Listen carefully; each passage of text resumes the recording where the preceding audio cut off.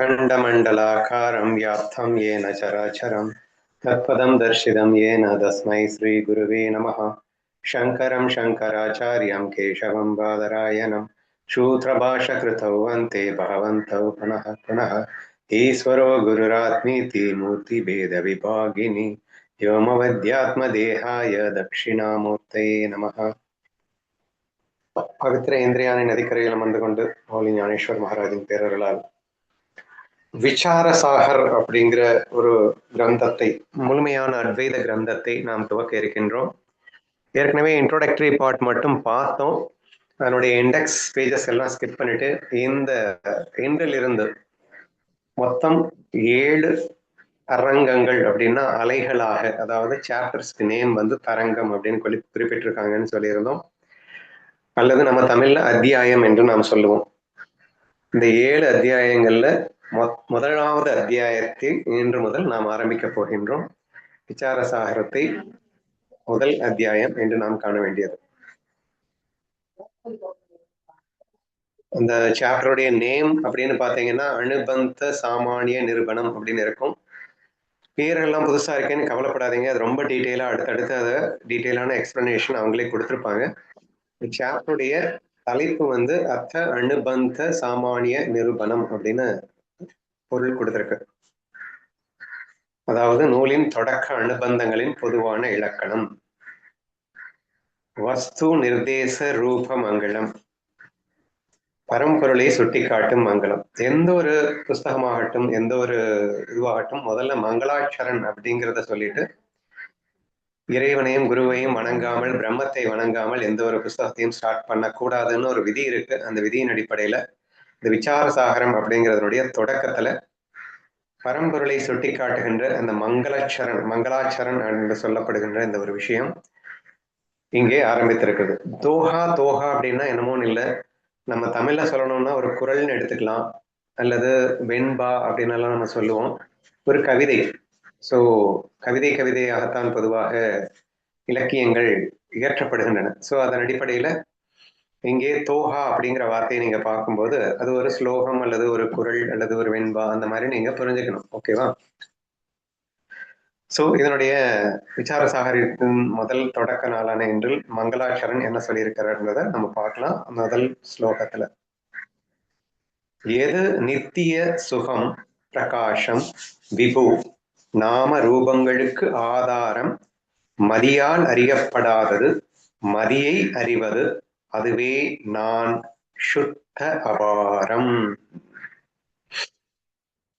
பரபிரம்மத்தை இந்த அந்த விசாரசாகரத்தினுடைய எண்டுல நம்ம என்ன கத்துக்க போறோம், அல்லது எண்டுல நம்ம எதுவாக மாற போறோம் அப்படிங்கிற அந்த விஷயத்த இந்த விசாரசாகரத்துல முதல் ஸ்லோகமாகவே வைத்திருக்கிறார் அப்படிங்கிறது தான் உண்மை.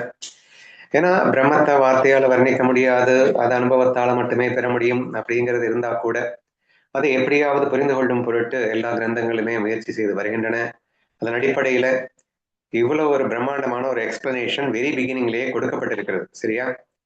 நித்திய சுகம் பிரகாசம் விபு நாமரூபங்களுக்கு ஆதாரம் மதியால் அறியப்படாதது மதியை அறிவது அதுவே நான் சுத்த அபாரம். சரியா? ஒவ்வொன்றுக்கும் எக்ஸ்பிளனேஷன் தெளிவா இங்கே இருக்கு, அதனால என் கவலைப்படாதீங்க, ஸ்டெப் பை ஸ்டெப்பா பார்த்துடலாம். எனது அபார ஸ்வரூபம் கடல் போன்றது, வினு மகேஷன் அதன் அலைகள், விதி ரவி சந்திர வருண யம சக்தி தனேஷன் கணேசன் அலைகளே.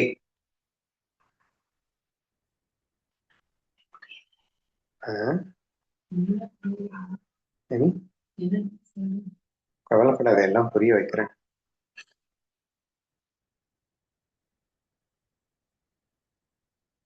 சரி, கொஞ்சம் டீட்டெயில் எக்ஸ்பிளனேஷன் இதுல இல்லை, இதுக்கு முன்னாடி ஒரு விரிவான எக்ஸ்பிளனேஷன் கொடுக்கப்பட்டிருக்கின்றது, அதனால நானே எக்ஸ்பிளைன் பண்ணிடுறேன். இப்போ பிரம்மத்தை நாம் வர்ணிக்கும் போது என்ன சொல்லுவோம் அப்படின்னா சச்சிதானந்தம் அப்படின்னு ஒரு வார்த்தையில நம்ம சொல்றது உண்டு. சரியா? சத்தியமாக அப்படின்னா உண்மையிலேயே நிரந்தரமாக இருக்கக்கூடியது அப்படின்னு அர்த்தம். சித் ஸ்வரூபம் அப்படின்னு சொன்னா உணர்வுமயமானது அப்படின்னு அர்த்தம். ஆனந்தம் அப்படின்னா சுகம் அப்படின்னு அர்த்தம். சரியா? இங்க என்ன சொல்லியிருக்கு அப்படின்னா ஒரு நித்திய சுகம். நித்திய சுகம்னா பெர்மனன்ட் பிளிஸ் அப்படின்னா அந்த சத்து ஆனந்த ரெண்டு வந்துருச்சா? சத்துன்னா என்ன? பெர்மனன்ட் தானே. எது ஒண்ணு நிரந்தரமாக இருக்குமோ அதுக்கு பேர் தானே சத்துன்னு சொன்னோம். அப்ப நித்தியம்னாலும் பெர்மனன்ட் தான் இல்லையா? அப்ப சத் சுகம் அப்படின்னு வந்துருச்சு. அப்போ ஃபர்ஸ்ட் பிரம்மத்தை வர்ணிக்கும் போது சத் சுகம் அப்படிங்கிறது ஈஸியா உங்களுக்கு புரிஞ்சிருக்கும். சச்சிதானந்தத்தினுடைய இந்த சித் மட்டும் இல்லாம இருக்கு அப்படின்றத புரிஞ்சுக்குவாங்க. ஓகேவா? இனி நெக்ஸ்ட் என்ன? பிரகாசம். சுய பிரகாசமானது, சுயம் பிரகாசமானதுன்னு பிரம்மத்தை நான் அடிக்கடி வர்ணிச்சதை நீங்க கேள்விப்பட்டிருப்பீங்க. அப்ப பிரம்மம் அது என்னது? சுய பிரகாசம்னா என்ன அப்படின்னு உங்களுக்கு தோணலாம். அதாவது எல்லா நாமரூபங்களுக்கும் ஆதாரமாக இருப்பது, பிரமாணங்களுக்கெல்லாம் பிரமாணங்களாக இருப்பது அப்படின்னு நம்ம சொல்லுவோம். இப்போ உதாரணமா இந்த ஒரு பொருள் இங்க இருக்கா இல்லையான்னு தெரிஞ்சுக்கிறதுக்கு நம்ம என்ன செய்யணும் அப்படின்னா, சூரிய பிரகாசத்தை வச்சு நம்ம கண்டுபிடிக்கலாம். சூரிய பிரகாசம் ஒரு லைட் அடிச்சோம் அப்படின்னா, டார்ச் லைட்டை வச்சோ அல்லது ஒரு சூரிய பிரகாசத்தை வச்சோ லைட் வரும்போது அதுல என்ன இருக்கு அப்படின்றத நம்ம கண்டுபிடிச்சுக்கிறோம். அப்போ ஏதோ ஒரு பொருளை அறிவதற்கு என்ன தேவைப்படுதுன்னா அந்த பிரகாசம் தேவைப்படுது அப்படின்னு பாக்குறோம் இல்லையா? இப்படி பிரகாசங்களுக்கெல்லாம் பிரகாசமாக இருப்பதை அறிவதற்கு வேறொரு பிரகாசம் இருக்க, அதுவே சுயம் பிரகாசமாக இருக்கும் அப்படின்றத புரிஞ்சுக்கணும். இப்போ உதாரணமா சூரிய பிரகாசத்தை கொண்டுதான் இந்த உலகத்தை நாம எல்லாத்தையுமே அறிந்து கொண்டிருக்கின்றோம் அப்படிங்கறத நம்ம பாக்குறோம். ஆனா அந்த சூரியத்துக்கே, சூரிய பிரகாசத்திற்கே பிரகாசமாக இருப்பது எதுன்னா அது ஆன்மஸ்வரூபம் என்று அழைக்கப்படுகின்ற நம்முடைய ஒரிஜினல் பிரம்மஸ்வரூபம் அல்லவா? அப்ப அந்த பிரம்மஸ்வரூபம் தான் start point and that is அங்கதான் எல்லாமே ஆரம்பிக்குது இல்லையா? அதுக்கு பிரகாசம் கொடுக்கிறதுன்ற வேற ஒன்றும் இருக்க முடியாது. அது சுயம் பிரகாசமாக இருந்தால் மட்டும்தான் அது இந்த உலகத்தை, இந்த மாயையை பிரகாசிக்க முடியும் என்ற ரீதியில பார்க்கும்போது நம்ம அதை பிரகாசம் என்று நாம அடிக்கடி சொல்றோம். நெக்ஸ்ட் விபு. விபு அப்படிங்கிறதுக்கு அர்த்தம் என்னன்னா எங்கும் இருப்பது அப்படின்னு அர்த்தம். எல்லை இல்லாதது அப்படின்னு அர்த்தம். இங்க மட்டும்தான் இருக்கு, அங்க மட்டும்தான் இருக்கு அப்படின்னு சொல்லக்கூடியது அப்படி இல்லை. ஆன்ம சுரூபத்தை நம்ம விளக்கும் போது அது எங்கும் இருப்பது அப்படின்னு நம்ம ஒரு வார்த்தை யூஸ் பண்றோம் இல்லையா? அந்த ஒரு விஷயத்துக்குத்தான் எல்லை இல்லாதது அப்படின்னு வச்சுக்கோங்க. இல்லைன்னா ஒரு வரையறைக்கு உட்படுத்த முடியாதது அப்படின்னு வச்சுக்கோங்க. சோ இது விபு அப்படிங்கிற அந்த ஒரு விஷயத்துக்கான விளக்கம். நாம ரூபங்களுக்கு ஆதாரம்.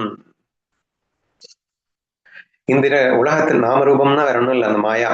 இங்க நீங்களும் ஒரு ஒரு பேர் வச்சிருக்கீங்க, அது உங்களுக்கு ஒரு ரூபம் இருக்கு இல்லையா? எல்லாருக்குமே நமக்கெல்லாம் ஒரு பெயர் இருக்கு, ஒரு ரூபம் இருக்கு. இந்த உலகத்துல எல்லா பொருட்களுக்கும் ஒரு பெயர் இருக்கும், ஒரு ரூபம் இருக்கும்.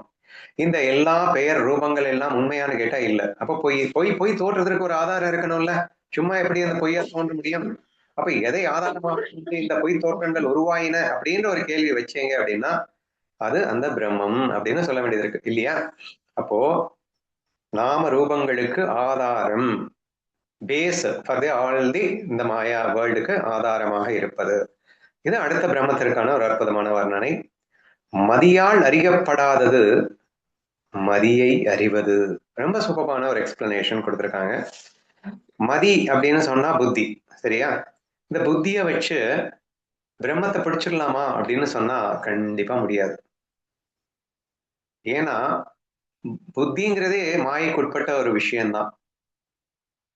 எப்படி நாம ரூபங்கள் அப்படிங்கிறதுக்கு ஆதாரமாக அந்த பிரம்மம் இருக்கிறதோ அப்படியே இந்த மனம் புத்திக்கும் கூட ஆதாரமாக இருப்பது பிரம்மம் அல்லவா? பஞ்சபூதங்கள் மனம் புத்தி அகங்காரம் எட்டும் எண்வித பிரகிருதிகள் அப்படின்னு பகவத்கீதையில நம்ம படிச்சதை ஞாபகம் வச்சுக்கோங்க, சரியா? அப்ப இவை அனைத்துக்குமே ஆதாரமாக இருப்பது பிரம்மம்னு தான் நம்ம சொல்லியிருக்கோம். இப்ப இந்த நாமரூபங்கள் அப்படின்னு சொல்லும் போது அது இந்த பஞ்சபூதங்கள் அடங்கிடும். இந்த ரூபங்கள் எல்லாமே பஞ்சபூதங்கள் அடங்கிடும். பட் மதிங்கிறது என்னது? மதிங்கிறது அக்ரணி பொருட்களுக்கு மதி தேவையில்லைதான், அது பஞ்சபூதங்களோட ஸ்டாப் ஆயிடுது. பட் உயிரணை பொருட்களுக்கு மனம் புத்தி அகங்காரம் என்று இன்னொரு 3 கொடுக்க வேண்டியது இருந்தது, சரியா? அப்படி இந்த 8மே எண்வித ஜட பிரகிருதிகள் என்றுதான் கண்ணன் சொல்லி இருக்கின்றான் கீதையில நம்ம பார்த்தோம் இல்லையா? அப்படி பார்க்கும்போது மதியால் அறியப்படாதது அப்படின்னு சொன்னா மதிக்கே ஆதாரமாக இருக்கின்ற பிரம்மம் மதியால் அறியப்பட முடியுமோ? நல்லா யோசிச்சு பாருங்க. Please carefully try to understand it carefully. மதியால் அறியப்படாதது மதியையே அறிவது, அல்லது மதியை அறியும் அறிவாக இருக்கின்றது மதியால் அறியப்பட முடியுமா? எப்படி உங்களுக்கு புரிய வைக்கலாம் அப்படின்னா, இப்போ ஒரு ரஜினிகாந்த் வந்து படத்துல சிட்டி அப்படின்னு ஒரு ரோபோவை உருவாக்குறான். ஓகேவா? இப்போ அந்த ரஜினிகாந்த் அப்படிங்கிறவன் சிட்டிங்கிற ரோபோ உருவாக்குனான் அப்படின்னு உங்களுக்கு தெரியும். சிட்டிங்கிற ரோபோ அந்த ரஜினிகாந்த புரிஞ்சுக்க முடியுமா? ரஜினி சிட்டியை புரிஞ்சுப்பான். That is not a matter. ஏன்னா அவனால் உருவாக்கப்பட்டது, அவன் அறியாதது எதுவும் இல்லை. ஆதலால் he can understand what he created, இல்லையா? அவனால் உருவாக்கப்பட்டது அனைத்தையும் அவன் உணர்வான். ஆனால் அவனால் உருவாக்கப்பட்ட ஒன்று அவனை உணருமா அப்படின்னு கேட்டா எப்படி முடியும்னு சொல்ல முடியும்?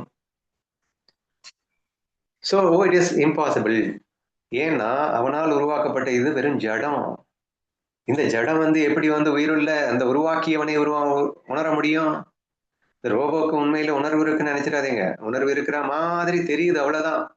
ஒரு சாஃப்ட்வேரை கிரியேட் பண்ணி, ஒரு ப்ரோக்ராமை கிரியேட் பண்ணி, ஒரு சாஃப்ட்வேரை ஃபீட் பண்ணி ஒரு மெஷினை உருவாக்குறான். இந்த எந்த இன்ஸ்ட்ரக்ஷன் வந்தா இந்த எந்த இன்ஸ்ட்ரக்ஷனுக்கு ஏற்ற மாதிரி இப்படி இப்படி ஆடணும் அப்படின்னு சொல்லிட்டு ஒரு ப்ரோக்ராமை ஃபீட் பண்ணிக்கிறான். அப்ப அந்த ப்ரோக்ராம்க்கு ஏற்ற மாதிரி ஆட்டோமேட்டிக்கா அந்த ரோபோ செயல்படுது. எல்லாமே இருக்கட்டும், அல்டிமேட்லி அது ஜடம் தானேயா. ஏப்பா அது டிசிஷன் எல்லாம் எடுக்குதுப்பா, இப்படி இப்படி இதுக்கு எந்தெந்த டிசிஷன் எடுக்கணும்னு ஏற்கனவே அவன் போட்டு வச்சது தானடா டிசிஷன் எடுக்குது. இப்போ உடல் மனம் புத்தி அப்படின்னு சொல்லும்போது இந்த உடல் மட்டும் ஜடம் இல்லைங்க, மனமும் புத்தியும் கூட ஜடமாகத்தான் இருக்கின்றது. அந்த ஜடத்திற்கு ஒளி கொடுப்பது யாருன்னா அந்த ரஜினியாக இருக்கின்றார். சரியா? அப்போ அந்த கிரியேட்டராக இருக்கின்றார். அதற்கு ஆதாரமாக இருக்கின்றவன் தான் ஒளி கொடுப்பவனாக இருக்கின்றார். அப்போ இது அதன் ஒளியிலே இது ஒளி உள்ளது போல் தெரிகிறது. ஆதலால் இது உண்மையிலேயே ஒளி உள்ளதா அப்படின்னு கேட்டா இல்ல. அதுதான் உண்மையில ஒளி உள்ளது, சுயம் பிரகாசமானது அதுதான். அதன் ஒளியிலே இது ஒளி உள்ளது போல் தோன்றுகிறது என்ற ஒரு காரணத்தை வைத்து நீங்கள் பார்க்கும்போது இது அதுவை அறியாது, அதுதான் இதுவை அறியும். அதைத்தான் அங்க அழகா சொல்லியிருக்காரு, மதியால் அறியப்படாதது மதியை அறிவது. சரியா? இங்க பிரம்மம்னு நீங்க சேர்த்துக்கோங்க. பிரம்மத்தை மதியால் அறிய முடியாது. ஏனென்றால் பிரம்மம் மதியையே அறிந்து கொண்டிருப்பதால் அப்படின்னு புரிஞ்சுக்கணும். சரியா? என்ன சொல்ல வந்த? பகவத்கீதையில கிருஷ்ணர் வந்து நரநாராயணர்கள் அந்த இது சொல்லும் போது எனக்கும் உனக்கும் இருக்கிற உறவு அப்படிங்கிறது வந்து ஜென்ம ஜென்மமா இருந்துகிட்டேதான் இருக்கு. அது எல்லாமே நான் அறிஞ்சிக்க முடியும், ஆனா உன்னால அதை அறிய முடியாது அப்படின்னு சொல்லுவாங்க. அது எக்ஸாம்பிள் சொல்லுவாங்க. ஏன்னா அவர் வந்து ஹீஸ் அ பரமாத்மா. அந்த பரமாத்மாவோட அந்த முழுமையான தன்மையோடையே ஈஸ்வரன் இருக்கிறதும், ஜீவன் வந்து ஜீவன் தன்னை மறந்து இருக்கிறதுனால இங்க அறிய முடியாதுன்னு வேணா நீ சொன்னதுல எடுத்துக்கலாமே தவிர உடல் மனம் புத்தியில இருக்கிறதுனால அறிய முடியல. அவன் அஞ்ஞானியாக இருக்கும் பட்சத்துல வேணா சொல்லலாம். ஏன்னா ஜீவனாக இருக்கும் போதும் தன்னை பிரம்மம் என்று உணர்ந்து ஜீவனாக இருக்கும் பட்சத்தில் அவனும் ஈஸ்வரனும் ஒன்றாகவே ஆகிவிடுகிறார்கள் இந்த இடத்துல. அதனால அப்படி நம்ம சொல்லணும்னு அவசியம் இல்லை. இங்க ஜஸ்ட் நம்ம பிரம்மம் அப்படிங்கிற ஆதாரத்திலேருந்தே பாரு, அந்த ஆதாரத்திலேருந்து ஒளி கொடுத்து வந்ததுதான் இந்த மாயை. மாயையால் பிரம்மத்தை எப்படி அறிய முடியும்? பிரம்மை மாயையை அறியலாம், ஆனால் மாயை பிரம்மத்தை உணர முடியுமா? இல்ல நம்ம ஏஜ் ஓல்டு எக்ஸாம்பிள் நம்ம என்ன சொல்லுவோம், நடிகர் எக்ஸாம்பிள் சொல்லுவோம்ல. ஒரு நடிகர் வந்து ஒரு பிச்சைக்கார வேஷம் போட்டு நடிச்சிட்டு இருக்கான். இந்த பிச்சைக்கார வேஷத்துக்குன்னு பாத்தீங்கன்னா அதுக்குன்னு ஏத்த மாதிரி ஒரு சின்ன ரோல் கொடுத்துருப்பாங்க, அதுக்குன்னு ஒரு புத்தியை கொடுத்துருப்பாங்க. அவ்வளவுதான் அது சிந்திக்க முடியும் அந்த கேரக்டருக்குன்னு சொல்லிட்டு. அதுக்கு மேல அதை சிந்திச்சா அப்புறம் அந்த கேரக்டர் வந்து அந்த வேஷம் வந்து சரியா பெர்ஃபார்ம் பண்ணலன்னு அர்த்தமாயிடும். சோ அங்க நடிகர் வந்து வேஷமாக அங்கே தரித்த பிறகு, அந்த வேஷம் தரித்த பிறகு இங்கே வேஷமா இருக்கிறதே இங்க நடிகன் தான் இல்லையா? இப்போ அந்த வேஷம்னு தனியா ஒன்னே கிடையாது. வேஷங்கிறது முதல்ல ஜடமா தான் இருந்தது, ஸ்கிரிப்டா தான் இருந்தது, வெறும் பேப்பரா தான் இருந்தது. இவன் தான் அந்த வேஷத்தை எடுத்துக்கிறான். இப்ப இந்த வேஷத்தை எடுத்ததுக்கு அப்புறமா அந்த வேஷம் வந்து இவன் உணர முடியுமான்னு கேட்டா வேஷம் தான் வெறும் ஜடம் தானே, அது மாயைக்காக ஏதோ ஒண்ணுதானே இருக்கு அதுல. அதற்கு ஆதாரமான இந்த பிரம்மத்தை எப்படி வேஷம் கண்டுபிடிக்க முடியும்? பிச்சைக்காரனுக்கு எப்படி அந்த நடிகனை தெரியும்? நடிகனுக்கு எல்லாமே தெரியும், ஏன்னா நடிகன் தான் பிச்சைக்காரனாவே இருக்கான். அதனால இது அதுவை அறிந்து கொண்டிருக்கும் போது அது இதுவை அறிய முடியாது.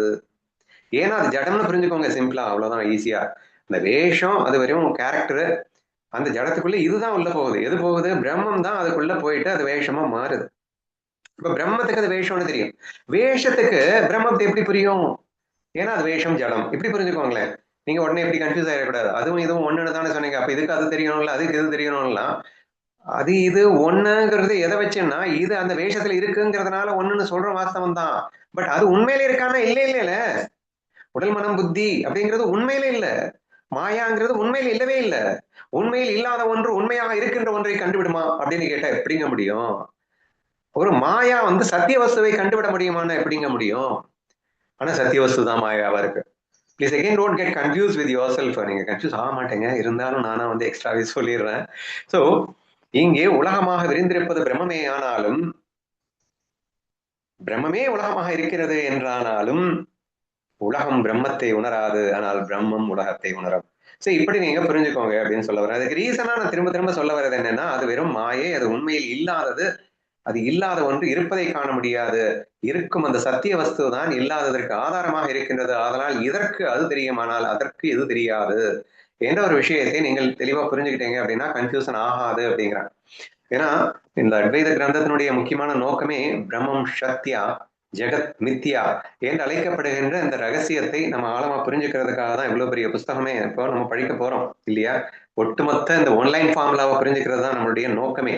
பிரம்மமே சத்தியம் ஜெகத் மித்யா, ஆனால் பிரம்மமே ஜெகமாய் இருக்கிறது. இதுதான் பெரிய சூட்சமம். என்னையா இது உண்மைங்கிற, அது பொய்யுங்கிற, ஆனா அதுவே இதுவா இருக்குங்கிற. அப்ப அதுவே இதுவா இருந்தா உண்மை எப்படி பொய்யாக முடியும்? உண்மை உண்மையில பொய்யா இருக்காது. உண்மையில உண்மை பொய்யாக தோற்றமளிக்கிறது. அந்த உண்மையே பொய் தோற்றமாக இங்கே தோற்றத்தை இருந்து கொண்டிருக்கிறது. தோற்றம் உண்மை அல்ல, ஆனால் தோற்றத்திற்கு ஆதாரம் உண்மை. இப்படி நீங்க அந்த பிரம்மம் சக்தியா ஜெகத் மித்தியாவை புரிஞ்சுக்கிட்டாதான் இந்த ஒரு வரியை நம்மளால புரிஞ்சுக்க முடியும். மதியால் அறியப்படாதது மதியையே அறிவதல்லவா அந்த பிரம்மம். ஆதலால் மதியால் அது அறியப்பட முடியாததாகவே இருக்கும் அப்படின்றத நீங்க புரிஞ்சுக்கணும். ஓகேவா? அதுவே நான் சுத்த அபாரம். அதுவே நான் அப்படின்னு போது அந்த பிரம்மம் அப்படின்னு அர்த்தம் இந்த இடத்துல. சோ எது அப்படின்னு ஆரம்பிச்சிருக்காரு. எது நித்திய சுகம் பிரகாசம் விபு நாம ரூபங்களுக்கு ஆதாரம் மதியால் அறியப்படாதது மதியை அறிவது அதுவே நான் சுத்த அபாரம்னு எக்ஸ்ட்ரா பாயிண்ட். சுத்த அபாரம் அப்படின்னா என்ன அர்த்தம் அப்படின்னா மறுபடியும் இந்த விபு அப்படிங்கிற ஒரு பாயிண்டோட அது இணைக்கத்தக்கதாக இருக்கின்றது.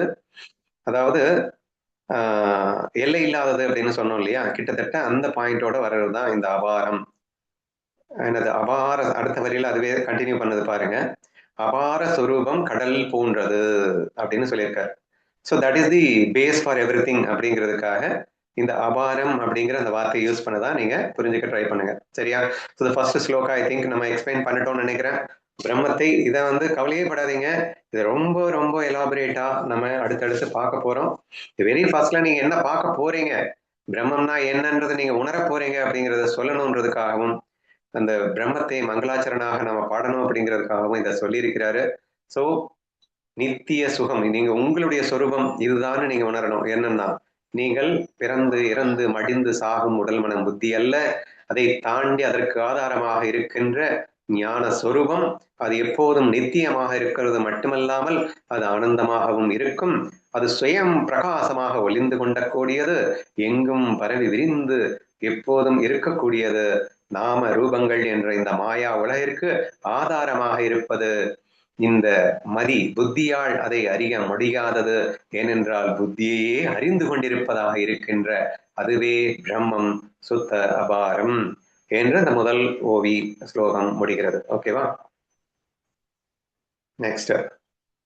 எனது அபார சொரூபம் கடல் போன்றது, பினு மகேஷன் அதன் அலைகள், விதி ரவி சுந்தர வருண யம சக்தி கணேசன் அலைகளே. இப்போ நிறைய தேவதைகள் நமக்கு கேள்விப்பட்டிருப்பீங்க. நீங்க தேவலோகம் அப்படின்றது கேள்விப்படுறீங்க, நிரந்த தேவதைகள் அப்படிங்கிறத நம்ம கேள்விப்படுறோம். மகேஷன் மட்டும் இல்லை, விஷ்ணு சிவா விஷ்ணு பிரம்மா அப்படிங்கிறத தவிர்த்து எக்கச்சக்கமான தேவதைகள் நமக்கு தெரியும் இல்லையா? சோ இவைகள் எல்லாத்தையுமே நீங்க அலைகளாக பாருங்க அப்படிங்கிறார். ஃபர்ஸ்ட் என்ன சொல்லிட்டாரு? பிரம்மத்தை வர்ணிச்சு தள்ளிட்டாரு. அந்த பிரம்ம அபார சுரூபம் கடலா நீங்க வந்து இமேஜின் பண்ணினீர்கள் என்றால், ஏன்னா அதுதான் பேஸ் இல்லையா? இப்போ அந்த கடலே தான் வினு, மகேஷன் அதன் அலைகள். இங்க வினு அப்படிங்கிறது மேபி விஷ்ணுவா இருக்கும்னு நினைக்கிறேன், எனக்கு எக்ஸாக்ட்லி தெரியல. நீங்க விஷ்ணுன்னு எடுத்துக்கோங்க, மகேசன் அதில் அலைகள். இப்போ அது மட்டும் இல்லாம ரவினா சூரியன், விதி ரவி சந்திரன், சூரியன் சந்திரன் வருணன், யமன் சக்தி, தனேசன் அப்படின்னா குபேரன் அப்படின்னு அர்த்தமா. ஸோ குபேரன், கணேசன், ஸோ இந்த மாதிரி எக்கச்சக்கமான தேவதா வழிபாடுகளை பற்றி நீங்க கேள்விப்பட்டிருப்பீங்க. இது எல்லாமே நம்ம அத்வைத கிரந்தத்துல நம்ம பொதுவா என்ன சொல்லுவோம் அப்படின்னு சொன்னா, இருக்கிறது ஒண்ணுதான்டா, அது பிரம்மம் மட்டும்தான்டா. இப்ப பிரம்மம் அடுத்து முதலாக ஈஸ்வரன் மாயாக்குள்ள வரும்போது, மாயைக்கு இல்லாதப்போ அது பிரம்மம் மட்டுமே பேரு. மாயைக்குள்ள என்ட்ரி ஆகும்போது அதற்கு 2 புதிய நேம் நம்ம கொடுக்க போறோம். ஈஸ்வரான்னு ஒரு பேரு, ஜீவான்னு ஒரு பேரை கொடுக்க போறோம். அந்த ஈஸ்வரான்னு ஒரு பேர் தான் கொடுப்போம். இட் டசன்ட் மீன் தட் அது ஒரே ஒன்று. அந்த ஒரே ஈஸ்வரனுக்கு நீங்க விநாயகன், முருகன் அப்படின்னு லட்சக்கணக்கான கடவுள்களை நீங்க வச்சிருக்கலாம். இந்த எல்லா கடவுள்களுமே நான் என்ன சொல்லியிருக்கேன் அப்படின்னு சொன்னா, இந்த ஈஸ்வரன் அப்படிங்கிறவன் ஒரு பிரைம் மினிஸ்டர் மாதிரி அப்படின்னு சொன்னா, அவனுக்கு கீழே எக்கச்சக்கமான மந்திரி சபைகள் இருக்கு அப்படின்னு சொன்னோம். எஜுகேஷன் டிபார்ட்மெண்ட் அப்படிங்கிறத சரஸ்வதி கிட்ட கொடுத்துட்டான் அப்படின்னு வச்சுக்கோங்க. ஃபினான்சியல் டிபார்ட்மெண்ட் அப்படிங்கிறது லக்ஷ்மி தேவதா அப்படிங்கிற ஒருத்தர் கிட்ட கொடுத்துட்டான் அப்படின்னு வச்சுக்கோங்க. இந்த மாதிரி எக்கச்சக்கமான டிபார்ட்மெண்ட்ஸ், மந்திரி சபைகள்லாம் இருக்கு அப்படிங்கிறத கேள்விப்படுறீங்க இல்லையா? ஸோ அந்த ஒவ்வொன்றுக்கும் செப்பரேட்டா ஒரு மந்திரியை கொடுக்குற மாதிரி இந்த ஈஸ்வரன் ஒருவனே, அவனே தன்னையே பல தேவதைகளாக பிரித்து கொண்டு அந்தந்த டிபார்ட்மெண்ட்டுடைய வேலை செய்வதற்காக அமைக்கப்படுகிறது அப்படிங்கிற மாதிரி புரிஞ்சுக்கணும். சரியா? சரி, இப்போ ஈஸ்வரன் பிரம்மம் வேறன்னு நினைச்சிடக்கூடாது நீங்க. பிரம்மமும் ஈஸ்வரனுமே ஃபர்ஸ்ட் ஒண்ணுதான். அது மாயா அப்படிங்கிற அந்த எல்லைக்குள்ள வராத வரைக்கும் பிரம்மம்னு பேர் வச்சோம். அதுவே மாயை அப்படிங்கிறதுக்குள்ள வரும்போது, நாம ரூபங்களாக உலகமாக விரிய வேண்டும் அப்படிங்கிற ஒரு விஷயத்துக்குள்ள என்ட்ரி ஆகும்போது அதற்கு ஈஸ்வரான்னு இன்னொரு பேரை கொடுப்போம் அப்படின்னு நம்ம சொல்லியிருக்கோம். அதெல்லாம் ரொம்ப எலாபரேட்டா பார்ப்போம், நீங்க கவலைப்படாதீங்க. இப்ப இதை புரிஞ்சுக்கிறதுக்காக நான் சொல்லிட்டு இருக்கேன். இப்போ அந்த எக்ஸாம்பிள் ரொம்ப ஈஸியா புரிஞ்சுக்கிறோம். கடல் அப்படிங்கிறத நீங்க பிரம்மமா வச்சுக்கிட்டீங்க அப்படின்னு சொன்னா, அப்படின்னா மாயை கலக்காத பிரம்மமா வச்சுக்கிட்டீங்கன்னு சொன்னா, அலைகள் அப்படிங்கிறத மாயா வச்சுக்கோங்க அப்படிங்கிற. இப்ப நல்லா பாருங்க, பிரம்மம் தான் மாயா இருக்குன்னு சொன்னேன். ஆனா மாயை உண்மை இல்லை, பிரம்மம் மட்டும்தான் சத்தியம்னு சொன்னேன். சரியா? இப்ப கடல் அலை எக்ஸாம்பிள் ரொம்ப ஈஸி டு அண்டர்ஸ்டாண்ட். கடல் அப்படிங்கிறது சத்தியம். அது என்றும் இருப்பது, எப்போதும் இருப்பது, அழியாதது, மாறாதது, சுயம் பிரகாசமானது அப்படின்னு நம்ம வர்ணிச்ச எல்லாத்தையுமே அதுக்கு பொருத்திடலாம் நீங்க. நித்தியமானது, சுகமானது, பிரகாசமானது, விபு, நாமரூபங்களுக்கு ஆதாரம். நாமரூபங்களுக்கு ஆதாரம் எப்படியா சொல்லுவேன்? அலைகள் தான் ஒரு புதிய ரூபத்தை எடுத்துக்கிறது. சிற்றலைன்னு பேர் வைக்கிற, பேரலைன்னு பேர் வைக்கிற, இப்ப நாமத்தை வைக்கிற, ஒரு ரூபத்தை வைக்கிற, சிற்றலை, பேரலை, இந்த நாம ரூபங்களுக்கு எது ஆதாரமா இருக்கு? கடல் தான் ஆதாரமா இருக்கு. கடல் இல்லைன்னா எதுவுமே இல்லை. ஆனா கடல் அப்படிங்கிறதுக்கு ஐ மீன் நாம அலைகளுக்கு ஆதாரமாக கடல் இருக்கிறது அப்படின்னு நீங்க புரிஞ்சுக்கலாம். நாம ரூபங்களுக்கு ஆதாரம். மதியால் அறியப்படாதது மதியை அறிவது, அது வேணாம். இப்போதைக்கு அந்த கடல் அலை எக்ஸாம்பிள் சிம்பிளா நீங்க என்ன புரிஞ்சுக்கிறீங்க அப்படின்னு சொன்னா, இவன் ஈஸ்வரன் அந்த மாயாவுக்கு உட்படும் போது அந்த மீதி எல்லாமே விஷ்ணு, மகேஷன், விதி, ரவீஷ், சந்திரன், வருணன், யமன், சக்தி, தனேசன், கணேசன் எல்லாருமே அலைகளாக நீங்கள் பாவனை செய்யுங்கள். ஏன்னா அலைகளான மாயான்னு சொல்லிட்டான். இவைகள் எல்லாம் நிரந்தரம் கிடையாது. இதெல்லாம் வந்துட்டு போறதுதான். ஈஸ்வரா இஸ் ஆல்சோ பிரகிருதிக்கு உட்பட்டவனே, அவனும் மாயைக்கு உட்பட்டவனே, அவனும் அலையே என்றுதான் நம்ம நிரூபிச்சிருக்கோம். அதனால இங்க கன்ஃபியூஸ் ஆகணும்னு அவசியம் இல்லை. என்ன காடை போயிட்டு இப்படி சொல்ற அப்படின்னு சொல்லக்கூடாது. இங்க ஈஸ்வரன் அப்படிங்கிற தத்துவம் நித்திய முக்தனாக இருந்த போதிலும் கூட பிரளயா காலத்துக்கு அப்புறம் பாத்தீங்கன்னா அங்க ஈஸ்வரன்ற கான்செப்ட் இல்லாம போயிடுது. அங்க பிரம்மம் மட்டும்தான் தனிச்சிருக்கு. மாயைக்கு உள்ள வரும்போது மட்டும்தான் ஈஸ்வரன்ற கான்செப்டோட நமக்கு என்ட்ரி கிடைக்குது. அப்படிங்கிறதுனால அதுவும் கூட மாயைக்கு உட்பட்டது என்றுதான் நாம் பேசியிருக்கின்றோம். Therefore, the second sloka is the best example to understand about the remaining gods and goddesses. ஓகேவா? எனது அபார சொரூபத்தை கடல் போன்றது என்று புரிந்து கொண்டால், பிரம்மத்தை கடல் போன்றது என்று வைத்துக் கொண்டால், நீங்கள் இதுவரை அறிந்து கொண்டிருந்த எல்லா கடவுள்களான விஷ்ணு, மகேஷன், விதி, ரவி, சந்திர, வருண, யம, சக்தி, தனேசன், கணேசன் இவைகள் எல்லாருமே அலைகளே. மற்ற தேவதைகள் எல்லாம் வெறும் அலைகளே என்று நீங்கள் பார்க்க வேண்டும் என்பது இரண்டாவது ஓவியில சொல்லப்பட்டிருக்கு. எந்த கருணைமிக்க சர்வஞனை முனிகள் இதயத்தில் தியானிக்கிறார்களோ அவர் உபாதியால் என்னிடத்தில் பொய்யான தோற்றம் ஆக இருக்கிறார். இது கொஞ்சம் முக்கியமானது, கேர்ஃபுல்லா கவனிங்க.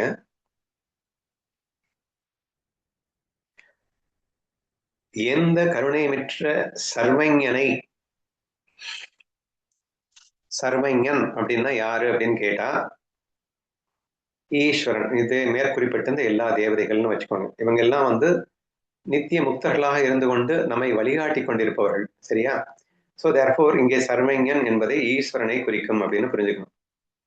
யார் அந்த ஈஸ்வரனை முனிகள் அப்படின்னா ஞான சாதகர்கள்னு வச்சுக்கோங்க, இதயத்தில் வைத்து தியானிக்கிறார்களோ அவர் உபாதியால் என்னிடத்தில் பொய்யான தோற்றமாக இருக்கிறார். எப்போ ஈஸ்வரன் நீங்க சரண்டர் ஆயிட்டீங்களோ அப்பவே நீங்க ஞானியா மாறிடுவீங்க. எப்போ நீங்க ஞானியா மாறிடுவீங்களோ அப்போ ஆட்டோமேட்டிக்கா அந்த அலை என்பது உபாதி என்ற ஒரு விஷயமாக மாறிவிடும். உபாதிங்கிற வார்த்தை இனிமே அடிக்கடி வரப்போகுது, நீங்க ரொம்ப கன்ஃபியூஸ் ஆயிட வேணாம். உபாதி அப்படின்னு சொன்னா ஒன்று இன்னொன்றாக தெரிவதற்கு காரணமா இருப்பதற்கு உபாதின்னு பேர். நீங்க ஈஸியா புரிஞ்சுக்கிறதுக்கு நான் என்ன சொல்லுவேன்னா வேஷங்கிறது உபாதி அப்படின்னு நீங்க வச்சுக்கணும். நான் ஈஸ்வரனையே உபாதின்னு சொல்லிட்டோம். பிரம்ம மட்டும்தான் சத்தியம். முதலில் அவன் ஈஸ்வர உபாதியை அடைகிறான். ஈஸ்வரா அப்படிங்கிற ஒரு உபாதி அப்படின்னா ஒரு வேஷம், ultimate controller of the game அப்படிங்கிற ஒரு வேஷத்தை அவன் எடுத்துக்கிறான் அப்படின்னு சொன்னோம். அப்ப ultimate controller of the game அப்படிங்கிறது தான் உபாதி. சரியா? இந்த இடத்துல என்ன வேஷம்? Ultimate controller of the game அப்படிங்கிறது அந்த உபாதி அப்படின்னு நீங்க புரிஞ்சுக்கணும் இல்லையா? இப்போ என்னிருந்த பிளேயர்ஸா நம்ம வந்துட்டோம், ஜீவன்களாம் வந்துட்டோம், இவங்களை எல்லாம் கண்ட்ரோல் பண்ணி இருக்கின்ற உபாதி அவன். இப்ப பிளேயர்ஸ் எல்லாம் தனித்தனி உபாதிகள் அப்படிங்கிற மாதிரி நம்ம புரிஞ்சுக்கணும். வேஷங்கள் அப்படின்னு புரிஞ்சுக்கிட்டா ஈஸியா உபாதினா என்னன்னு புரிஞ்சுக்கலாம். இப்ப இங்க என்ன பர்டிகுலரா சொல்லியிருக்காருன்னா உபாதியால் என்னிடத்தில் பொய்யான தோற்றம் ஆகிறார் அப்படின்னா, இப்ப நாங்க ஸ்ரீ அப்படின்னு உட்காந்து உங்ககிட்ட பேசிட்டு இருக்கேன். இப்ப இந்த ஸ்ரீ அப்படிங்கிறது என்னது? ஒரு பொய் தோற்றம். இது ஒரு பொய்யான தோற்றம் தானே தவிர இது உண்மை கிடையாது, இது நிரந்தரம் கிடையாது. இது செகண்டுக்கு மாறிட்டு இருக்கக்கூடிய ஒரு மாய தோற்றம். இது இன்னைக்கு இப்ப பேசிட்டு இருக்கிற மாதிரி நாளைக்கு அது பேசாது. ஸோ டோட்டலி ஒரு மாய தோற்றம் தான் இது என்பது எப்போது உண்மையாகும்னா நான் சர்வஞனிடம், இந்த ஈஸ்வரனிடம் சரண் புகும்போது. அப்படின்னா இந்த ரகசியத்தை நான் உணரும் போது, அந்த பிரம்ம ரகசியத்தை உணர்ந்து நான் பிரம்மமே என்ற அந்த தத்துவம் மேலோங்கும் போது நான் ஒரு வேஷம் என்பது எனக்கு வெட்ட வெளிச்சம் ஆயிடும். சரியா? இங்க அதுதான் சொல்லியிருக்காரு, எந்த கருணை மிக்க சர்வஞனை முனிகள் இதயத்தில் தியானிக்கிறார்களோ அவர் உபாதியால் என்னிடத்தில் பொய்யான தோற்றம் ஆகிறார். இந்த என்னிடத்தில் அப்படிங்கிறது பிரம்மத்திடத்தில் அப்படின்னு வச்சுக்கோங்க. பரபிரம்மத்துல எல்லாருமே உண்மையில போய் தோற்றம் தான். சர்வஞனை முனிகள் இதயத்துல தியானிக்கிறார்களோ அவங்க மட்டும் இல்லைங்க, நீங்கள்ல இருந்து எறும்பு இருந்து எல்லாமே பிரம்மத்தின் பொய் தோற்றம் தான். அதுதான் நான் முதலே சொன்னேன், கடல் மட்டும்தான் இருக்கு, கடல்ல இருந்து அலைகள் பலவா இருக்கு. அப்ப அலைகள் எதுவா இருந்தாலும் நீங்க அந்த ஒரு அலைகள் ஈஸ்வராங்கிற அந்த பேரலையோட இந்த எல்லா குட்டி அலைகளும் சரண் அடைஞ்சிருந்தா என்ன, சரண் அடையாம இருந்தா என்ன, ஆட்டோமேட்டிக்காவே அது பிரம்மத்தின் தோற்றம் தான், மாற்று கருத்து இல்லை. ஆனால் அதை நாம் உணரவில்லையே அப்படிங்கிறதுனால இது சொல்ல வேண்டியது இருக்கு. ஆனா முனிகள் அதை உணர்ந்தவர்கள் ஆகிறார்கள். ஏன்னா சர்வஞனிடம் நீ சரண் புகுந்து விட்டாய், விளைவாக பிரம்மஞானம் உனக்கு கிடைத்து விட்டது. ஆதலால் இந்த அலை என்பது வெறும் வேஷமே, உண்மையில் நீ அலை அல்ல, நீ கடலே என்பதை உணர்பவனாக இருக்கின்றாய் என்ற காரணத்தினால் இது அவ்வாறு சொல்லப்பட்டுள்ளது என்பதை நீங்கள் புரிந்து கொள்ள வேண்டும். சரியா? எந்த கருணைமிக்க சர்வஞனை முனிகள் இதயத்தில் தியானிக்கிறார்களோ அவர் உபாதியால் என்னிடத்தில் பொய்யான தோற்றமாகிறார் அப்படின்னு சொல்லப்பட்டிருக்கு. நல்லா புரிஞ்சுக்கோங்க, அவர் மட்டும் இல்ல, எல்லாமே உபாதி தான் பிரம்மத்தை தவிர. ஆனால் தியானிப்பவனுக்கு அது தெரிகிறது, மற்றவர்களுக்கு அது தெரியவில்லை என்பதற்காக அப்படியே சொல்லி இருக்கிறார் என்று நீங்கள் புரிந்து கொள்ள வேண்டும். நெக்ஸ்ட் ஒன், எதனை அறியாமல் இந்த ஜெகத்து கயிற்றில் பாம்பு போல் தோன்றுகிறதோ, எந்த ஜெகத் எதனை அறிவதன் மூலம் அழிகிறதோ அந்த அதிஷ்டான ரூபமான நான் தானே தான் ஆகிறேன். இது எல்லாமே பிரம்மத்துக்கு உண்டான அனதர் ஒரு அற்புதமான விளக்கம். ஸோ இங்கே இந்த பிரம்மம் சத்தியம் ஜெகத் மித்யா என்ற அந்த அற்புதத்தை விளக்கி கொண்டு வருகிறார். ஃபர்ஸ்ட் ஒன்ல பிரம்மம் சத்தியம் அப்படிங்கிற விஷயம் மட்டும் விளக்கப்பட்டுள்ளது. அடுத்ததுல அந்த பிரம்மமே நித்தியாக ஈஸ்வரனாக விரிந்ததும், பின் அதுவே ஜீவனாக இருந்த போதிலும் சரணாகதி செய்திருக்கும் பட்சத்தில் அதுவும் பிரம்மமே என்றும் மற்றவைகள் போய் தோற்றமே என்ற விஷயமும் நிரூபிக்கப்பட்டது. இனி இது எல்லாத்தையும் கம்பைன் பண்ணி அழகா இந்த 4ல சொல்லப்பட்டிருக்கு. எதனை அறியாமல் இந்த ஜெகத் கயிற்றில் பாம்பு போல் தோன்றுகிறதோ அப்படின்னா பிரம்மத்தை அறியாமல். எக்ஸாம்பிளோட கயிற்றில் பாம்புனா என்ன? கயிறை நீ கயிறுன்னு பார்க்கலன்னா நீ பாம்புன்னு நினைக்கிறதுக்கு உண்டான வாய்ப்பு இருக்கு. கயிறை கயிற்றுன்னு தெளிவா பார்த்துட்டேன்னா நீ பாம்புன்னு நினைக்க போறதில்லை. சரியா? அப்போ நீ பிரம்மத்தை அறிஞ்சிட்டேன்னா இந்த ஜெகம், இந்த உலகம் இருக்கு இல்லையா, இந்த உலகத்தை நீ உலகமா பார்க்க மாட்ட. ஆனா நீ பிரம்மத்தை மறந்ததுனால நீ பிரம்மம் உலகமா வெறும் காட்சி எழுந்துட்டு இருக்கு, அது உண்மைன்னு நம்பிட்ட. சரியா? நல்லா நான் மறுபடியும் எக்ஸ்பிளைன் பண்றேன், நல்லா புரிஞ்சுக்கோங்க. இந்த கயிறு பாம்பு எக்ஸாம்பிளை வச்சுதான் இங்க சொல்லப்பட்டிருக்கு. ஒரு கயிறு இருக்குங்க, அந்த கயிறு தான் இருந்தது. ஓகேவா? நல்லா புரிஞ்சுக்கோங்க. ஆனா கயிறை கயிறுன்னு நீ அறியாமல் போனால், நல்லா புரிஞ்சுக்கோங்க, கயிறை கயிறு என்று நீ அறியாமல் போனால் ஆட்டோமேட்டிக்கா நீ வந்து அதை பாம்பாகவும் பார்க்கலாம், மலர் மாலையாகவும் பார்க்கலாம், அல்லது கருணியில மணிகளாகவும் பார்க்கலாம், எப்படி வேணா பார்க்கலாம். நீ கைத்தா பார்த்துட்டேன்னா கயிறு கயிறு மட்டும்தான் அங்க இருக்கும். ஆனா கயிறு கயிறா நீ பார்க்கலன்னா the danger arises that அதை நீ எதுவா வேணா பார்க்கலாம். சரியா? சோ இப்படி அங்கே கயிறை நீ பார்க்காத போது நீ வந்து அதை வேற வேறையா பாக்குற அப்படின்னு வருது. சரி, இப்போ நல்லா கவனிங்க. இல்ல நான் இன்னும் தெளிவாகவே சொல்லிடுறேன். கயிறு வந்து பாம்பு மாதிரி நெளிஞ்சு நெளிஞ்சு நெளிஞ்சு நெளிஞ்சு இருக்கு அப்படின்னு கூட நீங்க வச்சுக்கோங்க. ஓகேவா? ஏன்னா கயிறுக்கு அப்படின்னா நீங்க பாட்டு என்னத்தையும் இமேஜின் பண்ணிடுவீங்க.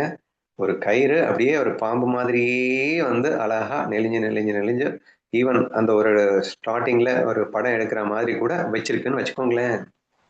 சரியா? இருக்கட்டுங்க, அது என்னதான் பக்காவா பாம்பு மாதிரியே தோற்றம் அளிக்கட்டுங்க. ஆனா நீங்க கயிறுன்னு பாத்துட்டீங்கன்னா you are not going to think it is a snake இல்லையா? அந்த பாம்புன்னு நீங்க பார்க்க மாட்டீங்க. ஏன்னா நீங்க கயிறுன்றத பார்த்துட்டீங்க. கயிறை பார்த்ததுக்கு அப்புறம் அது என்ன வடிவத்துல இருந்தாலும் you are not going to misguided. கண்டிப்பா அந்த கயிறுன்னு தான் சொல்லுவீங்க, பயப்பட மாட்டீங்க, நீங்க தெளிவா இருப்பீங்க. ஓகேவா? சரி, இப்போ இந்த பிரம்ம ரகசியத்தை நம்ம சொல்லிட்டார் இல்லையா? இந்த பிரம்மம் தான் இங்க என்னவா இருக்கு? உலகமா இருக்கு. ஜெகத் அப்படின்னா உலகம், பிரம்மன் தான் உலகமா இருக்கு. சரியா? ஆனா நீ பிரம்மத்தை பார்க்கலன்னா என்ன ஆகும்? உலகம் உண்மையா தெரிய ஆரம்பிச்சிடும். கயித்தை பார்க்கலன்னா என்ன ஆகும்? உன் கண்ணுக்கு பாம்பு தான் தெரியும். அதிஷ்டானத்தை பார்க்க மறந்து விட்டால் கயிறுதான் என்று நீ தெளிவாக பார்த்து விட்டால் அதில் தெரியும் பாம்பு உண்மை அல்ல என்று. அது பாம்பு மாதிரி, ஆக்சுவலா பாம்பே இல்லை, அது பாம்பே எதுவுமே இல்லை, அது மாதிரி சும்மா நாச்சுக்கும் தெரிகிறது என்று வெட்ட வெளிச்சமாக உனக்கு புரிந்துவிடும். மாறாக ஒருவேளை நீ கயிறை பார்க்கல அப்படின்னா, அதிஷ்டானத்தை பார்க்கல அப்படின்னா, அப்போ உன் கண்ணுக்கு என்ன தெரியும்? பாம்பு தான் தெரியும் இல்லையா? அதே மாதிரி எப்படி எங்க வாங்க, இந்த கொஞ்ச நேரத்துக்கு முன்னாடி ஃபர்ஸ்ட் வகையில நம்ம படிச்சோம் இல்லையா? நித்திய சுகம் பிரகாசம் விபு நாம ரூபங்களின் ஆதாரம் மதியால் அறியப்படாதது மதியையே அறிவது அதுவே நான் என்று சொல்லி இருக்கின்ற அந்த ஆதாரம் அதிஷ்டானம் இருக்கு இல்லையா? அதை நீ பார்க்கல அப்படின்னா இப்ப அதுவே தானே அலைகளா இருக்கு. கடல் அலை எக்ஸாம்பிளோட நல்லா யூஸ் பண்ணிக்கோங்க. சோ கடலை நீ பார்க்கல அப்படின்னா கடலுக்கு மேல தெரியிற அலைகள் வந்துதான் உனக்கு உண்மையா தெரியும். இங்க ஒரு சின்ன அலை இருக்கு, அங்க ஒரு பெரிய அலை இருக்கு, அங்க பாரு ஒரு அலை ஓடுது அப்படின்னு நீ பேசின்னு இருப்ப. ஆக்சுவலா உண்மையில இந்த அலைகள் அப்படிங்கிறது இருக்கா? இல்லவே இல்லைங்க. தண்ணி மட்டும்தாங்க இருக்கு, கடல் மட்டும்தாங்க இருக்கு, கடலை தவிர எதுவுமே இல்லை. ஆனா நீ கடலை பார்க்கல. இல்ல, நீ கடலை பார்க்கலன்னா உன் கண்ணுக்கு அலைதான் தெரியும். ஆனா கடலை பார்த்துட்டேன்னா கடலே சின்னதாகவும் பெருசாகவும் சும்மா நாச்சுக்கும் அப்படி தெரியுது. எப்படி கயிறனை தெளிவா பார்த்துட்டேன்னா அது வளைஞ்சு வளைஞ்சு இருந்தா என்ன, எப்படி இருந்தா என்ன, அதை நீ வந்து பாம்பு ஒன்றும் அது வேற என்ன ஒன்றும் சொல்ல போறது இல்ல. நீ தெளிவா கயிறுன்னு தான் சொல்லிட்டு இருப்ப. அப்ப நீ கடலை பார்த்துட்டேன்னா அது சின்ன அலையா இருந்தானே பெரிய அலையா இருந்தானே எதுவா இருந்தாலும் டேய் என்னடா தெரியுது, கடல் தெரியுதுங்க அப்படின்னு தான் சொல்லுவியே தவிர அலை தெரியுது அப்படின்னு பேசிட்டு இருக்க மாட்டேன் இல்லையா? இவ்வளவு நேரம் சொன்னது புரிஞ்சிருக்கும்னு நினைக்கிறேன். இப்ப நான் படிக்கிறேன், புரியுதான்னு பாருங்க.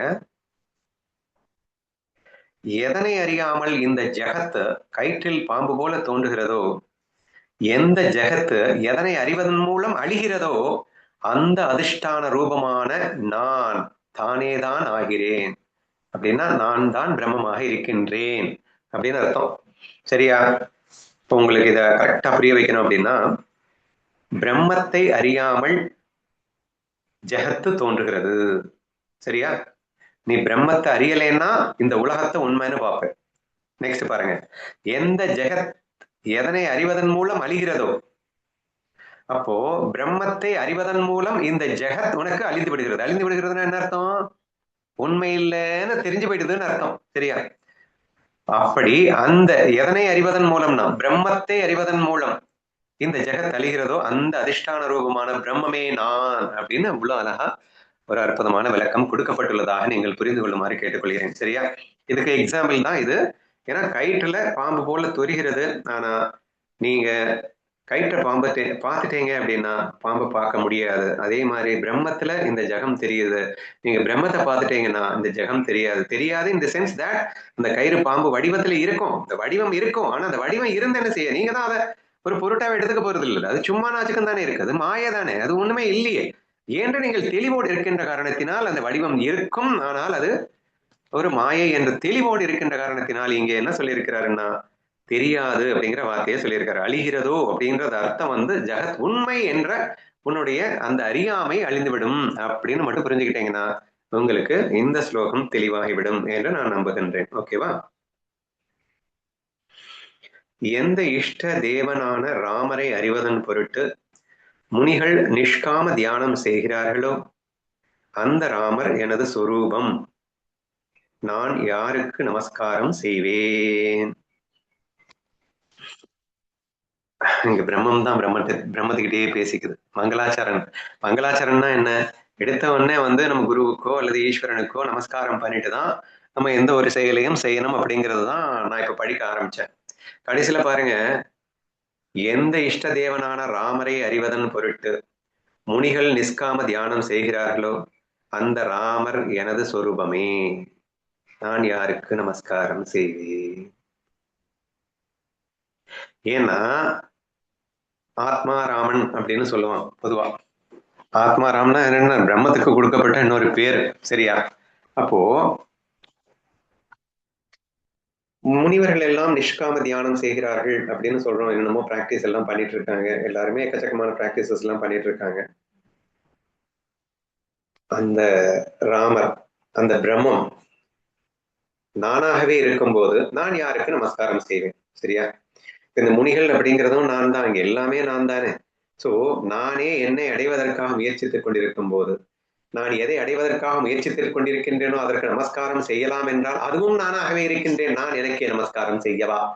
என்னையா அது கன்ஃபியூஸ்டா இருக்கே என்று அற்புதமாக ஒரு மங்களாச்சரணம். ஏன்னா அத்வைதம் இல்லையா? அப்ப மங்களாச்சரணம் அப்படித்தானே வரையணும். நம்ம ஞானதேவரே அப்படித்தான் சொல்லுவாரு. ஒரு குருவை வர்ணிக்கும் போது, குருவே நான் உன்னை விட்டு பிரிஞ்சு நான் ரெண்டாயிட்டேன் அப்படின்னா நான் உன்னை வர்ணிச்சதுனால அது எவ்வளவு பெரிய தோஷமாயிடும். நீயும் நானும் ஒண்ணுன்னு சொன்னா அது வேற என்னால முடியல, ஆனா பிரிஞ்சுட்டா ஐயோ அது பெரிய தோஷமாயிடும் என்றெல்லாம் நம்ம ஞானதேவர் வர்ணித்ததை நீங்க கேள்விப்பட்டிருப்பீங்க. கிட்டத்தட்ட அதை ஒரு லிங்க் பண்ணுங்க. சோ இஷ்ட தேவனான ராமர் அப்படிங்கிறது வேற ஒண்ணும் இல்லை, ஆத்மஸ்வரூபம் தான். அந்த ஆத்மஸ்வரூபம் எதுன்னா நான் தான். அப்போ எனது தேவன் அப்படின்னா என்ன? யாருக்கு நான் மங்களாச்சரணம் செய்ய வேண்டுமோ அதுவே நானாக இருக்கும்போது நான் யாருக்கு நமஸ்காரம் செய்வேன்? அப்படிங்கிற மாதிரி இந்த மங்களாச்சரண் அருமையாக நிறைவடைகின்றது. ஓகேவா? அடுத்து வந்து நூலின் பெருமை வந்து கொஞ்சம் சொல்லப்பட்டிருக்கு. அதுக்கப்புறம் தான் வந்து அடுத்தடுத்து ஸ்டார்ட் ஆகும். நான் ஒரு 10-15 மினிட்ஸ் படிச்சிருவேன், கேளுங்க. வேதங்களின் சித்தாந்தமாகிய தீர்த்தத்தில் பிறந்ததும் மிக கம்பீரமானதுமான விசாரங்களாகிய ஜலத்தை கொண்டு இந்த விசார சாகரம் என்னும் நூலை கூறுகின்றேன். ஸோ மங்களாச்சரண் முடிச்சிட்டாரு. இனி நெக்ஸ்ட் வந்து அவர் ஆரம்பிக்கின்றாரு. அதாவது நூலை எழுதிய நிக்ஷலதாஷ் அப்படிங்கிறவர் இதை சொல்றதா நீங்க ஃபீல் பண்ணுங்க. வேதங்களின் சித்தாந்தமாகிய தீர்த்தத்தில் பிறந்ததும் அப்படின்னா இந்த புக்கு முழுக்க முழுக்க நானா எழுதல, இது வேதத்தினுடைய சாரம் தான். இது நான் வந்து ஏதோ கற்பனை பண்ணி எழுதுறேன்னு நினைச்சிடாதீங்க. தீர்த்தத்தில் மிகவும் கம்பீரமானதுமான விசாரங்களாகிய ஜலத்தை கொண்டு, கம்ப்ளீட் விசாரம் தான் இதுல, இந்த விசார சாகரம் என்னும் நூலை கூறுகின்றேன் அப்படின்னு சொல்லியிருக்கார்.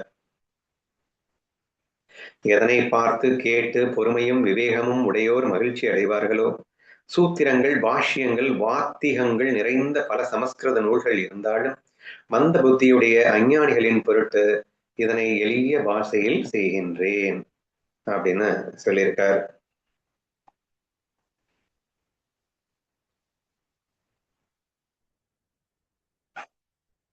இது விளக்கம் சரி படிக்கிறேன். த சேம் திங் இப்போ நம்ம படித்தோம் இல்லையா, இந்த 2, 6 மற்றும் 7. ஸோ இந்த முதல்ல 5 வந்து மங்களாச்சரணோட முடிச்சிட்டோம். இனி இந்த 6 மற்றும் 7 வந்து இந்த நூலின் சிறப்புகள் அப்படிங்கிறத சொல்லியிருக்காங்க.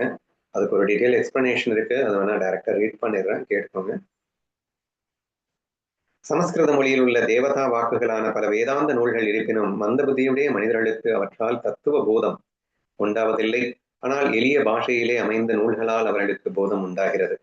அதனால் எளிய பாஷையில் நூலை தொடங்குவது வீணான முயற்சி அன்று. சமஸ்கிருத நூல்களில் உள்ள விசாரங்களை கிரகிக்க புத்தி வல்லமை அற்றவர்களின் பொருட்டு இந்த நூல் தொடக்கம் பயன்படக்கூடியதே ஆகும். நூலுக்கு அளிக்கப்பட்ட ஓமை 7 அத்தியாயங்களை 7 அலைகள் என்று எடுத்துக்கொள்ள வேண்டும். இதில் உள்ள பல குறள் செய்யுட்கள், தோகாக்கள் அப்படின்னா நான் சொன்னேன் இல்லையா, குறள் அப்படின்னு எடுத்துக்கலாம். சிறிய நீர்வாழ் உயிரினங்களாக எடுத்துக்கணும். ஏன்னா இந்த கடல்ல வந்து எப்படி ஓமானமா நீங்க இந்த விசாரசாகர புக்கை எடுத்துக்கலாம் அப்படின்னா 7 அத்தியாயங்களை 7 கடலாகவும், இந்த குறள் செய்யுட்கள் இருக்கு இல்லையா, இதெல்லாம் நீர்வாழ் உயிரினங்களாகவும், கடினமான தர்க்க பிரசங்கங்கள் எல்லாம் இதில் உள்ள முதலைகளாகவும் எடுத்துக்கலாம். ஏன்னா ரொம்ப கடினமான தர்க்க பிரசங்கங்கள்லாம் வரப்போகுது அடுத்து. ஸோ அதெல்லாம் நீங்க முதலைகளா நீங்க பார்க்கலாம். சிறந்த சப்தங்கள் இதில் உள்ள சிப்பிகள், சந்தங்கள்னா பேராகிராஃப்ஸ்ன்னு வச்சுக்கோங்களேன், இதில் உள்ள சிப்பிகளாக பாருங்க. அணிநயங்கள் இதில் உள்ள முத்துக்கள், அணிநயங்கள் அப்படிங்கிறது அதனுடைய கவிதை நயமாக இருக்கலாம் அப்படின்னு நினைக்கிறேன். ஸோ இதில் உள்ள முத்துக்களாக பாருங்கள். சுத்த சுரூபத்தை பற்றிய தீர்மானமே இதில் உள்ள மாணிக்கங்கள். ஏன்னா அல்டிமேட்லி உங்க சொரூபம் என்னன்னு நிரூபிக்கிறதுக்கு உண்டான முயற்சி தான் எல்லாமே பண்ணிட்டு இருக்கு. அதனால அதை மாணிக்கக்கல்ல நீங்க பார்க்கலாம். விவேகாதிகளாகிய சதுஷ்டய சாதனங்கள் இதில் உள்ள 14 ரத்தினங்கள். அதெல்லாம் நம்ம ரொம்ப டீட்டெயிலா பார்க்க போறோம், நீங்க கவலைப்படாதீங்க. விவேகம், வைராக்கியம், சமாதி, சத்சம்பத்து, முமுட்சுத்துவம், சர்வன மரண நிதித்தியாசனம் அப்படின்னு அதெல்லாமே சாதனங்கள் வந்து அடுத்தடுத்து எக்ஸ்பிளைன் பண்ண போறாரு. ஸோ அதெல்லாமே 14 ரத்னங்களாக நீங்க பார்க்கலாம் அப்படின்னு சொல்லியிருக்காரு. இதனை கடக்க விரும்பும் முமுட்சுவின் ஆசை உடையவனின் புத்தியே படகு. ஸோ நமக்கு புத்தி இருக்கு இல்லையா, அந்த புத்தி அப்படிங்கிற படகை வச்சுதான் இந்த சம்சார கடலை நம்ம கடக்க போறோம்னு நினைக்கிறேன். அபியாசமே சாதகமான நல்ல காற்று. ஏன்னா கடல்ல நம்ம பயணிக்கணும் அப்படின்னா காத்து அடிச்சாதானே பாய்மர கப்பல்ல போறோம் இல்லையில.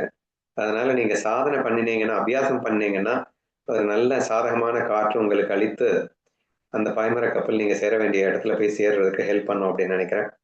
பிரம்ம நிஷ்டரான கார்பரேட் குருவே படகோட்டி. பிரம்ம நிஷ்டா அப்படின்னு சொன்னா நான் சொல்லியிருக்கேன், பிரம்மத்தை உணர்ந்தவனே குருவாக இருக்க வேண்டும். சும்மா வந்து தியரிட்டிக்கலா எக்ஸ்பிளைன் பண்றவன்லாம் வந்து குருவா இருக்கக்கூடாது. அதுவாகவே அனுபவிக்க கொண்டிருந்த பிரம்ம நிஷ்டா அப்படிங்கிறவர் படகோட்டியாக இங்க இருக்கின்றார். இந்த சாரமாகிய துர்தேசமே, சராச்சரமாகிய துர்தேசமே அஞ்ஞானமாகிய அலைக்கரையாகும். அந்த உலகத்தை வந்து அஞ்ஞானமாகிய அலைக்கரை அப்படிங்கிற மாதிரி ஏதோ அவமானம் கொடுத்திருக்காரு. மோட்சமாகிய சுதேசமே ஞானமாகிய மறுகரையாகும். ஓ, இக்கரை வந்து உலகத்தை சொல்லிட்டு அக்கறை வந்து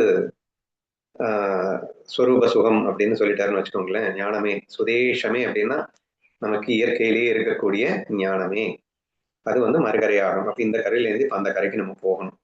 குருமுகமாக ஸ்ரத்தை மற்றும் பக்தியுடன் இந்நூலை கற்பதன் மூலம் மோட்சத்தை அடைவதே இதன் பயனாகும். இத்தகைய தன்மையுடையதே இந்த விசாரசாகரம் என்னும் நூல் ஆகும். கவிஞர்களால் எளிய பாஷையில் இயற்றப்பட்ட பல புகழ்பெற்ற நூல்கள் உலகில் உண்டு. எனினும் இந்த விசார சாகரத்தை கற்காமல் ஐயம் அகலாது.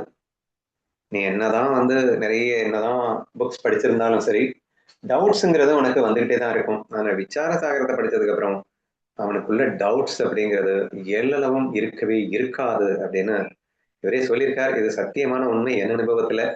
ஏன்னா நான் மகாராஜ்கிட்ட போயிட்டு அடிக்கடி டவுட்ஸ் கேட்கும்போது தான் அவர் சொன்னார், நீ விசார சாகரத்தை படிச்சுட்டு நீ என்ன டவுட்ஸ் வேணா கேளு அப்படின்னார்.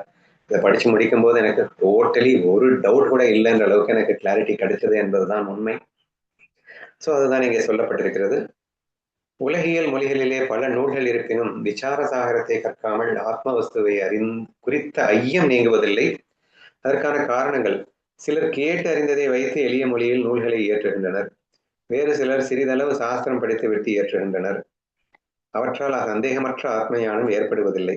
ஆனால் இந்த விசார சாகரத்திலோ வேதாந்த சாஸ்திரத்தின் முழுமையான பிரக்கிரியை அடங்கியுள்ளது. இது சாஸ்திரங்களுக்கு விரோதமானது அன்று. அதனால் எளிய பாஷை நூல்கள் அனைத்திலும் இதுவே மிக மேன்மையானது. அதாவது மொத்த வேத சாஸ்திரத்தினுடைய விசாரம் இருக்கிறது அப்படின்னு. இங்க பிரக்கிரியை அப்படின்னா லாஜிக்கலா நம்ம ப்ரூவ் பண்ணக்கூடிய விஷயம் இதுல இருக்கு. சந்தேகத்துக்கு இடம் இல்லாம அவர் எக்ஸ்பிளைன் பண்ணியிருக்கார் அப்படிங்கிறது தான் இங்கே சொல்லப்பட்ட ஒரு விஷயம் அப்படின்னு புரிஞ்சுக்கோங்க. ஓகேவா? 9வது ஓவி. அனுபந்தங்களை அறியாதவரை விவேகமுள்ள மனிதன் நூலில் பிரவேசிக்க மாட்டான். அவற்றை அறிந்து நூலை கேட்க வேண்டும். ஆதலால் அந்த அனுபந்தங்களை கூறப்போகின்றேன், கேட்டுக்கொள்ளுங்கள் அப்படின்னு ஆரம்பிக்கிறாரு. அனுபந்தங்கள் அப்படின்னா வேற ஒண்ணுமே இல்லை, தடைகள். So what is the qualification for a சிஷ்யா? இப்ப நம்ம படிக்கிற இந்த புக்கை படிக்கிற நமக்கு என்னென்ன குவாலிஃபிகேஷன் இருந்தா இந்த புக்கு நமக்கு யூஸ் ஆகும். இந்த குவாலிஃபிகேஷன் உங்ககிட்ட இல்லைன்னா இந்த புக்கு உங்களுக்கு யூஸ் ஆகாது, நீங்க ஞானியாக முடியாது. ஸோ அப்படியே ஸ்ட்ரெயிட்டாவே டிக்ளேர் பண்ணிட்டு எடுத்த உடனே நான் உங்களுக்கு இந்த தகுதி, உங்களுக்கு என்னென்ன தகுதிகள் வேண்டும் அப்படிங்கிற அந்த விஷயத்தை தான் இங்கே அனுபந்தங்கள் அப்படிங்கிற ஒரு விஷயமா சொல்லியிருக்காரு. இந்த சாப்டருடைய டாபிக்கே அது மாதிரி தான் அமைஞ்சிருக்கு அப்படிங்கிறத நீங்க முதல்ல பார்த்துருப்பீங்க. ஸோ அந்த அனுபந்தங்களை கண்டிப்பா தெரிஞ்சுக்கணும். மொத்தம் அதிகாரி, சம்பந்தம், விஷயம், பிரயோஜனம் ஆகிய 4 அனுபந்தம் ஆகும். சரியா? இப்ப அதிகாரி அப்படின்னா என்ன அப்படின்னா உனக்கு தகுதி அப்படின்னு சொல்லுவோம் இல்லையா? யாருக்கு இந்த புஸ்தகத்தை படிக்கிறதுக்கான தகுதி அப்படின்னு சொல்லுவோம் இல்லையா? அதுதான் அதிகாரி அப்படின்னு சொல்லப்படுகிறது. இந்த அதிகாரி அப்படிங்கிறத பத்தி மட்டுமே ரொம்ப டீட்டெயிலா அடுத்தடுத்து எக்ஸ்பிளைன் பண்ணுவாங்க. சம்பந்தம்னா என்ன, விஷயம்னா என்ன, பிரயோஜனம்னா என்ன, எல்லாமே ரொம்ப ரொம்ப டீட்டெயிலா நம்ம அடுத்தடுத்து படிக்க போறோம். ஸோ அதை படிக்கும் போதே நம்ம தெரிஞ்சுக்கலாம். சரியா? பட் இதை கண்டிப்பா படிச்சாதான் இந்த புக்கே நீ அடுத்து படிக்கணுமா வேண்டாமான்னு டிசைட் ஆயிடும். அப்படியே படிச்சாலும் உனக்கு யூஸ் ஆகுமா இல்லையான்றது டிசைட் ஆயிடும். அல்லது இதை படிக்கிறதுக்கு முன்னாடி இந்த குவாலிஃபிகேஷனை நீ வளர்த்துக்கிட்ட அப்படின்னா படிச்சு முடிக்கும் போது நீ ஞானியா இருப்ப அப்படிங்கிறதுக்காகவும் இது மிகவும் முக்கியமாக சொல்லப்பட வேண்டியதாக இருக்கின்றது என்ற காரணத்தினால் இதை இங்கே சொல்லியிருக்கின்றார். ஓகேவா? அதிகாரி, சம்பந்தம், விஷயம், பிரயோஜனம் ஆகிய 4ஐயும் நல்ல கவிகள் அனுபந்தம் என்பர். அவற்றுள் அதிகாரி பற்றி முதலில் கேட்பாயாக. ஸோ முதல்ல அனுபந்தம்னா நமக்கு பேசிக் குவாலிஃபிகேஷன் தெரிஞ்சுக்கணும்னு நான் சொன்னேன் இல்லையா? மொத்தம் 4 இருக்கு. அந்த அதிகாரி, சம்பந்தம், விஷயம், பிரயோஜனம் 4 இருக்கு. இதை அனுபந்தம் அப்படின்னு வல்லுநர்கள் சொல்கிறார்கள். அனுபந்தம்னா என்னன்னு சொல்லியாச்சு. இப்போ நான் தான் முதலே சொன்னேன், என்னமோ பேர் இருக்குன்னு பயந்துடாதீங்க அப்படின்னு. ரூட், அதாவது நமக்கு எலிஜிபிலிட்டி குவாலிஃபிகேஷன்ஸ் அப்படிங்கிறத நீங்க ஆங்கிலத்துல சொல்லலாம். இப்போ அந்த அதிகாரி அப்படின்னா என்ன, உனக்கு என்னென்ன தகுதி இருக்கணும், அதிகாரியின் இலக்கணம், தகுதி பெற்ற சாதகன், தகுதி என்னென்ன என்பதை எலாபரேட்டாக அடுத்தடுத்த விஷயத்துல சொல்றார். சரியா? ஓகே, அதிகாரியின் இலக்கணத்திலேருந்து நம்ம நாளைக்கு பார்க்கலாம். நாளைக்கு ஹைலி இன்ட்ரெஸ்டிங்கா இருக்கும். இன்ட்ரெஸ்ட் உள்ளவங்க கண்டிப்பா வாங்க. விக்ஷேபம்னா என்ன, ஆவரணம்னா என்ன அப்படிங்கிற அந்த விஷயத்த ரொம்ப டீட்டெயிலா நான் நாளைக்கு எக்ஸ்பிளைன் பண்ணிடுறேன். ஒரு சில வார்த்தைகள் மட்டும் நமக்கு அடிக்கடி வரும்போது அதை கொஞ்சம் ஞாபகம் வச்சுக்க வேண்டிய அவசியம் இருக்கு. விசார சாகரத்தை பொறுத்த வரைக்கும் எல்லாமே நமக்கு ஹெல்ப்ஃபுல்லா தான் இருக்க போகுது. ஸோ இந்த விக்ஷேபம், ஆவரணம் அப்படின்றத சொன்னதோட நாளைக்கு நம்ம இந்த விவேகம்னா என்ன, வைராகியம்னா என்ன, சமாதி சற்சம்பத்து அப்படின்னா என்ன, முமுட்சுத்துவம்னா என்ன, இந்த விஷயத்தை தான் நம்ம பார்க்க போறோம். இதுதான் அதிகாரம். சரியா? இந்த தகுதி உனக்கு இருக்கணும். விவேகம் இல்லாம நீ ஞானியாக முடியாது, வைராகியம் இல்லாமலும் ஞானியாக முடியாது. சத் சம்பத்து என்று சொல்லப்படுகின்ற சமம் தமம் அப்படின்னு விபரதி அப்படின்னு சொல்லக்கூடிய ஒரு 6 பார்க்க போறோம். அதெல்லாம் நாளைக்கு பார்க்க போறோம். அது இல்லாமலும் உன்னால ஞானத்துக்குள்ள பிரவேசிக்கவே முடியாது. முமுட்சுத்துவம் மோட்ச தாகம் இல்லாமலும் பிரவேசிக்க முடியாது. ஸோ பேசிக் எலிஜிபிலிட்டிஸ் அப்படிங்கிறத நம்ம டெவலப் பண்ணிக்கணும். இதுவே இன்னும் டெவலப் பண்ணிக்காம இருந்தீங்க அப்படின்னா நீங்க 1000 தான் கத்துக்கிட்டாலும் பிரயோஜனப்பட மாட்டீங்க என்ற அந்த விஷயங்களை நாளைக்கு நாம் துவக்கலாம்.